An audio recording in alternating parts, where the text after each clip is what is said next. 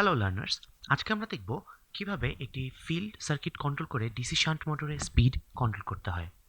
অর্থাৎ আমরা জানি যে একটি ডিসি মোটরের সবসময় এরকম একটি ফিল্ড সার্কিট থাকে। এই ফিল্ড সার্কিটটি যেই ভ্যারিয়েবল রেজিস্ট্যান্স থাকে সেটিকে কন্ট্রোল করে কিভাবে স্পিড কন্ট্রোল করতে হয় সেটা আজকে আমরা দেখব। একটি ডিসি মোটর আছে, একটি ডিসি মোটর সেটি রান করছে। ডিসি মোটরটির সাথে একটি শ্যাফট যুক্ত আছে এবং সেই শ্যাফটের সাথে একটি লোডকে যুক্ত করা হয়েছে। ডিসি মোটর লোডটিকে একটি ওমেগা কৌণিক বেগে ঘোরাচ্ছে বা ওমেগা অ্যাঙ্গুলার ভেলোসিটিতে তাকে মুভ করাচ্ছে। এই মুভ করানোর ফলে লোডটি ডিসি মোটরকে একটি বিপরীতমুখী টর্ক প্রদান করবে, যেটা টাউ লোড নামে পরিচিত। এবং সেই টাউ লোডকে ক্রস করার জন্য ডিসি মোটর তার নিজস্ব মেকানিজম থেকে একটি ইনডিউস টর্ক তৈরি করে সেটিকে অপোজ করার ট্রাই করবে। যদি কোনো কারণে ইনডিউস টর্ক এবং লোড টর্ক সমান হয়ে যায়, সেই ক্ষেত্রে আসলে ওমেগা, যেটা বলেছিলাম, ওমেগা কনস্ট্যান্ট থাকবে। অর্থাৎ যেই কৌণিক বেগে বা যেই অ্যাঙ্গুলার ভেলোসিটিতে শ্যাফটটি মুভ করছিল বা ডিসি মোটর লোডকে ঘোরাচ্ছিল, সেই ওমেগা ফিক্স থাকবে। কিন্তু কোনো কারণে ডিসি মোটরের ইন্টারনাল কোনো প্রপার্টি চেঞ্জের কারণে যদি ইনডিউস টর্ক লোড টর্কের চাইতে বেশি হয়ে যায়, সেই ক্ষেত্রে কিন্তু আর ওমেগা কনস্ট্যান্ট থাকবে না। কারণ এই ক্ষেত্রে নেট টর্ক আমার পজিটিভ হয়ে যাবে। নেট টর্ক যদি পজিটিভ হয়ে যায়, সেই ক্ষেত্রে ওমেগাটি বাড়া শুরু করবে বা বৃদ্ধি পাওয়া শুরু করবে। অর্থাৎ ইনডিউস টর্কের চাইতে যদি লোড টর্ক কম হয়, শ্যাফটের স্পিড বেড়ে যাবে। এবং উল্টাটা সত্যি, যদি আপনার ইনডিউস টর্ক লোড টর্কের চেয়ে কমে যায়, তাহলে ওমেগা সেই ক্ষেত্রে কমে যাবে। কারণ এই ক্ষেত্রে নেট টর্ক যেটি রয়েছে সেটি আর পজিটিভ থাকছে না, সেটি হয়ে যাচ্ছে নেগেটিভ। নেগেটিভ নেট টর্কের কারণে অ্যাঙ্গুলার ভেলোসিটিটা কমা শুরু করবে। তো খুব সহজ করে যদি বলতে চাই তাহলে এভাবে বলা যায়, যখন আমরা স্পিড কন্ট্রোল করব একটি বিষয় মাথায় রাখতে হবে, লোডে কোনো রকমের চেঞ্জ আনবো না। লোডে কোনো রকমের চেঞ্জ আসবে না।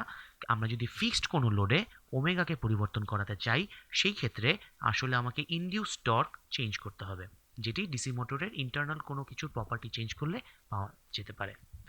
এবং ইনডিউস টর্কটি ডিপেন্ড করে আর্মেচার কারেন্টের উপর। ইনডিউস টর্ক পুরোপুরি প্রপোর্শনাল হচ্ছে আইএ এর উপর। অর্থাৎ খুব সহজ করে গুছিয়ে যদি আমি একসাথে বলতে চাই, আমি যখন কোনো লোড চেঞ্জ করব না কিন্তু তার স্পিড কন্ট্রোল করতে চাব, সেই ক্ষেত্রে আমার ওমেগা চেঞ্জ করতে হলে বা স্পিড চেঞ্জ করতে হলে আসলে টর্ক ইনডিউসকে বাড়াতে হবে অথবা কমাতে হবে। এবং টর্ক ইনডিউসকে বাড়ানো অথবা কমানোর জন্য আসলে আমাকে আইএ কে বাড়াতে হবে অথবা আইএ কে কমাতে হবে। এই হচ্ছে ডিসি মোটরের স্পিড কন্ট্রোলের একদম সিম্পল একটা মেকানিজম। আমরা আসলে আইএ কেই আসলে কন্ট্রোল করি। এটাকে তিনভাবে কন্ট্রোল করা যায়। আমরা আজকে আসলে সেকেন্ড পদ্ধতিটা দেখব। সেটি হচ্ছে কিভাবে ফিল্ড সার্কিট কন্ট্রোল করে স্পিড কন্ট্রোল করতে হয়। অর্থাৎ ফিল্ড সার্কিট কন্ট্রোল করে আমরা আর্মেচার কারেন্টকে কন্ট্রোল করব। ডিসি মোটরের ফিল্ড সার্কিট আমরা সবাই দেখেছি। তো আমরা একটু সার্কিটটা আবার দেখে নেই। এই হচ্ছে একটি শান্ট ডিসি মোটরের ইকুইভ্যালেন্ট সার্কিট, যেখানে ফিল্ড সার্কিট দিয়ে যে কারেন্টটি যাচ্ছে বা যে কারেন্টটি পাস করছে সেটা হচ্ছে ফিল্ড কারেন্ট আইএফ। আমি যদি আরএফ এর ভ্যালু বাড়িয়ে দেই, অর্থাৎ ফিল্ড রেজিস্ট্যান্স বাড়িয়ে দেই, তাহলে আপনারা খুব স্পষ্টভাবে বুঝতে পারছেন ফিল্ড কারেন্ট কমে যাবে। এবং ফিল্ড কারেন্ট কমে গেলে এই ফিল্ড সার্কিট থেকে যেই ফ্লাক্সটা তৈরি হচ্ছিল, সেই ফ্লাক্সটা আইএফ কমে যাওয়ার সাথে সাথে কমে যাবে, কারণ ফ্লাক্স আইএফ এর সাথে proportional up to the saturation point. এখন যদি ফ্লাক্স কমে গেলে সেটি সবার প্রথমে যে জিনিসটাকে গিয়ে চেঞ্জ করবে সেটা হচ্ছে ইনডিউসড ভোল্টেজ। তাহলে সম্পর্কটা দাঁড়াবে এরকম, আপনি যদি আর এফ বাড়িয়ে দেন তাহলে সেটি আইএফ কে কমিয়ে দিবে, অর্থাৎ ফিল্ড কারেন্ট কমে যাবে। ফিল্ড কারেন্ট কমে গেলে স্পষ্টতই ফিল্ড যেই ফ্লাক্সটা তৈরি হচ্ছিল সেটিও কমে যাবে। ফ্লাক্স কমে গেলে সবার প্রথমে সেটি আঘাত করবে ইনডিউসড ভোল্টেজ বা ব্যাক ইএমএফ ইএ কে। যেহেতু ই এ হচ্ছে কে ফাই ওমেগা, সেই ক্ষেত্রে ফাই কমে গেলে ই এ কমে যাবে। আর ই এ যদি কমে যায় তাহলে সেই ক্ষেত্রে আর্মেচার কারেন্ট IA বেড়ে যাবে। কেন? যদি কারো বুঝতে অসুবিধা হয় তাহলে একটু ছোট্ট করে বুঝিয়ে দিই। এটি হচ্ছে ফিল্ড সার্কিট ছাড়া শুধু আর্মেচার সার্কিট। সহজ করে রাখলাম, ধরলাম এটা টার্মিনাল ভোল্টেজ VT, এটি হচ্ছে ব্যাক EMF EA, এখান দিয়ে যেই কারেন্টটা যাচ্ছে সেটি হচ্ছে IA। যদি EA কমে যায়, VT যদি কনস্ট্যান্ট থাকে, তাহলে IA অবশ্যই বেড়ে যাবে। তো সেখানেই এটাই দেখানো হয়েছে, EA যদি কমে যায়, IA বা আর্মেচার কারেন্ট বেড়ে যাবে। এখান দিয়ে যেই আর্মেচার কারেন্টটা যাচ্ছিল সেই কারেন্টটি বেড়ে যাবে। আর্মেচার কারেন্ট যদি বেড়ে যায়, তাহলে আমরা জানি আর্মেচার কারেন্ট ডিরেক্ট গিয়ে আঘাত করে ইনডিউস টর্ককে। ইনডিউস টর্ক বেড়ে যাবে, অর্থাৎ এই ক্ষেত্রে ইনডিউস টর্ক লোড টর্কের চাইতে বেশি হবে এবং মোটরের শ্যাফটটি এক্সিলারেট করবে। মোটরের শ্যাফট যদি এক্সিলারেট করে, অর্থাৎ ডি ওমেগা ডিটি পজিটিভ হবে। এক্সিলারেট করলে খুব সহজেই বুঝতে পারছেন, মোটরের স্পিডটি বাড়া শুরু করবে। মোটরের স্পিড যদি বাড়তে থাকে এবং এখানে যদি আর কোনো রকমের ঝামেলা বা কাহিনী না হতো, তাহলে কিন্তু সময়ের সাথে সাথে মোটরের স্পিড বাড়তেই থাকতো এবং সময়ের সাথে সাথে টর্কটিও বাড়তে থাকতো। টর্ক অর্থাৎ টর্ক ইনডিউসডও বাড়তে থাকতো। ওমেগা যখন বেড়ে যায়, সে দেখেন ই এর ভিতরও থাকে। ওমেগা যদি বেড়ে যায়, তাহলে একটু আগে যেমন ফাই কমছিল, এখন ওমেগা আবার বাড়া শুরু করার কারণে ইএ বৃদ্ধি পাওয়া শুরু করবে। অর্থাৎ ইএ যেমন কমে গিয়েছিল একটু আগে, এখন ইএটা কমে যাওয়া থেকে একটু একটু করে বৃদ্ধি পাওয়া শুরু করবে। ইএ যখন বৃদ্ধি পাওয়া শুরু করবে, তখন আর্মেচার কারেন্ট কমে যাওয়া শুরু করবে, কারণ এখানে ব্যাক ইএমএফ বা বাধাটা বৃদ্ধি পাওয়া শুরু করেছে। যখন আর্মেচার কারেন্ট কমা শুরু করবে, তখন টর্ক ইনডিউস যেরকম লাফিয়ে উপরে উঠে গিয়েছিল, সেখান থেকে ধীরে ধীরে কমা শুরু করবে। যদিও টর্ক ইনডিউসড কমা শুরু করেছে, আইএও কমা শুরু করেছে, আইএ কমা শুরু করেছে, যার কারণে টর্ক ইনডিউস কমা শুরু করেছে। এখনও কিন্তু টর্ক লোডের চাইতে টাউ ইনডিউস বেশি, কারণ সে এখানে থেকে যাত্রা শুরু করেছিল যেটা ছিল টর্ক লোডের সমান।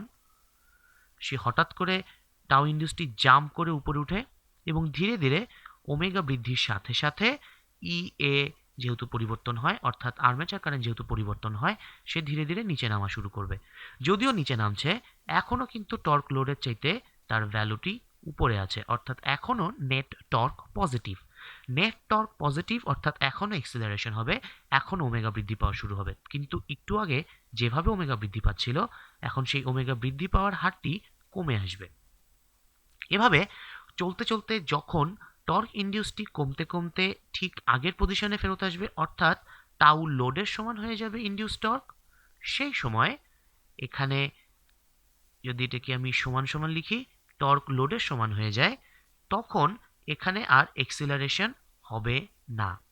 যখন টর্ক লোড এবং টর্ক ইনডিউস সমান হয়ে যাবে কমে, তখন এখানে কোনো রকমের এক্সিলারেশন হবে না এবং তখন ডি ওমেগা ডিটি এইটার ভ্যালু হবে 0, কারণ এই ক্ষেত্রে নেট টর্ক হচ্ছে 0। যেহেতু ডি ওমেগা ডিটি 0, তাহলে বুঝতেই পারছেন এই ক্ষেত্রে ওমেগা কনস্ট্যান্ট হয়ে যাবে, অর্থাৎ ওমেগা বৃদ্ধি পেয়ে ধীরে ধীরে বৃদ্ধি পাওয়ার হার হ্রাস পেতে পেতে একটা সময় গিয়ে সে ধ্রুবক মান গ্রহণ করবে এবং ওমেগা যখন কনস্ট্যান্ট হবে, ইএ এর কোনো পরিবর্তন হবে না, কারণ ই এর ভিতরে যে তিনটি এলিমেন্ট আছে কে, ফাই এবং ওমেগা, ফাই প্রথমেই পরিবর্তন হয়ে গিয়েছে, ওমেগা এখন আর পরিবর্তন হচ্ছে না, তার মানে ওমেগাও এখন কনস্ট্যান্ট হয়ে গিয়েছে, তাই ইএ এখন নিজেও কনস্ট্যান্ট হয়ে গিয়েছে। ইএ যখন কনস্ট্যান্ট হয়ে যাবে, সাথে সাথে আর্মেচার কারেন্টেরও আর কোনো রকমের পরিবর্তন দেখা যাবে না। আর্মেচার কারেন্টের যদি কোনো পরিবর্তন না হয়, ই এর কোনো পরিবর্তন হচ্ছে না, আর্মেচার কারেন্টের কোনো পরিবর্তন হচ্ছে না, এখন টাউ ইনডিউসডেরও আর কোনো পরিবর্তন হবে না, অর্থাৎ সে আগের স্টেপে যখন টাউ লোডের সমান হয়ে গিয়েছিল, এখনও সে টাউ লোডের সমান থাকবে এবং এই সাইকেলটা এখন কন্টিনিউয়াসলি একইভাবে চলতে থাকবে, অর্থাৎ এখানে আর কোনো রকমের পরিবর্তন আসবে না, যেটাকে আমরা ইঞ্জিনিয়ারিং ভাষায় বলি ইকুইলিব্রিয়ামে পৌঁছে গিয়েছে। অর্থাৎ শান্ট ডিসি মোটরটির স্পিড বেড়ে গিয়ে এখন নতুন একটি ধ্রুবক গ্রহণ করেছে বা নতুন একটি কনস্ট্যান্ট ভ্যালু গ্রহণ করেছে এবং তারপর টর্ক লোড এবং টাউ ইন্ডিউসড আবার সমান হয়ে গিয়ে নতুন একটি ইকুইলিব্রিয়াম পয়েন্টের পৌঁছে গিয়েছে। অর্থাৎ খুব সহজে এবং গোছানোভাবে যদি আমি জিনিসটাকে একভাবে ব্যাখ্যা করি তাহলে দেখতে পাবেন আর এফ বাড়িয়ে দেওয়ার ফলে শেষে এসে ওমেগাটি আসলে বেড়ে গিয়েছে। এই হচ্ছে ফিল্ড সার্কিট কন্ট্রোল করে কিভাবে একটি ডিসি শান্ট মোটরের স্পিড কন্ট্রোল করতে হয় তার একটি মেকানিজম। যদি ম্যাথমেটিক্যালি দেখতে পাওয়ার জন্য আমরা একটু টর্ক স্পিড ক্যারেক্টারিস্টিক্স ইকুয়েশনটার দিকে একবার নজর দিই। সেক্ষেত্রে ওমেগা হচ্ছে VT divided by K phi minus R A divided by K phi whole square into tau induced. এই ইকুয়েশন আমরা দেখছি যদি টার্মিনাল ভোল্টেজ কনস্ট্যান্ট রাখি আর আর্মেচার সার্কিটের রেজিস্ট্যান্স যদি আমি কনস্ট্যান্ট রাখি, শুধুমাত্র ফাই যদি কমিয়ে দেই তাহলে ওমেগা বৃদ্ধি পাবে। যদি এর গ্রাফটি নিয়ে পর্যালোচনা করতে চাই তাহলে জিনিসটা দেখতে হবে এরকম। আগের লেকচারের সাথে আমরা দেখেছি এক্স অক্ষে থাকবে টাউ ইন্ডিউসড, ওয়াই অক্ষে থাকবে ওমেগা। এই পার্টটি আসলে কাজ করছে ওয়াই এক্সিস কাটিং পয়েন্টের মতো ভিটি বাই কে ফাই, এবং এই অংশটি কাজ করছে ঢালের মতো minus R A by K phi whole square, যেটি হচ্ছে এই স্ট্রেট লাইনের ঢাল minus R A divided by K phi whole square.